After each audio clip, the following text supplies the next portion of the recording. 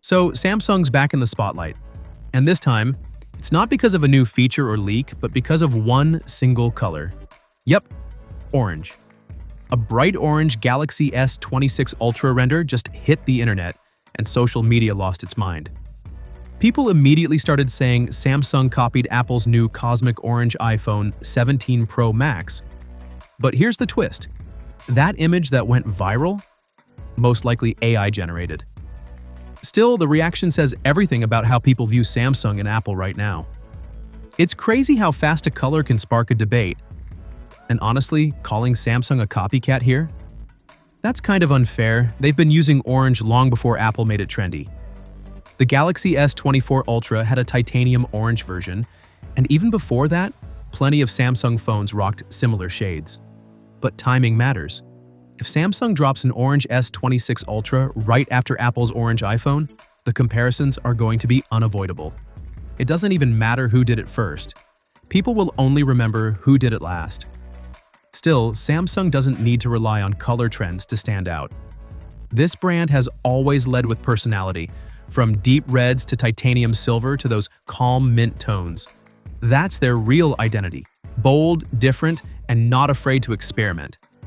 Now let's get to the part that actually matters: what's going on under the hood. Because beyond the color drama, Samsung's quietly working on something even more interesting. After skipping its in-house Exynos chips for the Galaxy S25 series, it looks like Samsung is bringing them back with the new Galaxy S26 lineup. Yep, the Exynos 2600 is back in the conversation. Reports suggest that the Galaxy S26 Pro and possibly the S26 Plus will use this new 2nm Exynos 2600 processor in global markets.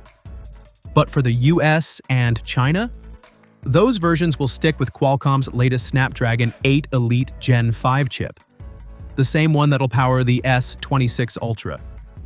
Now, Samsung's track record with Exynos hasn't exactly been smooth. Performance issues, heat problems, yield concerns, you name it. But this time, they might have actually solved it. According to a Korean report, Samsung's new chip has finally hit a 50% yield rate, which means production is stable enough to go mainstream.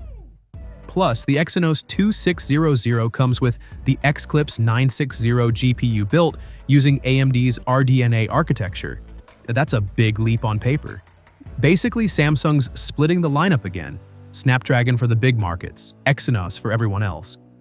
But this time, they seem confident about both chips holding their own. And honestly, if this works, it could be the comeback Exynos needed. Meanwhile, the Galaxy S26 Ultra will remain the all-in Snapdragon powerhouse across all regions.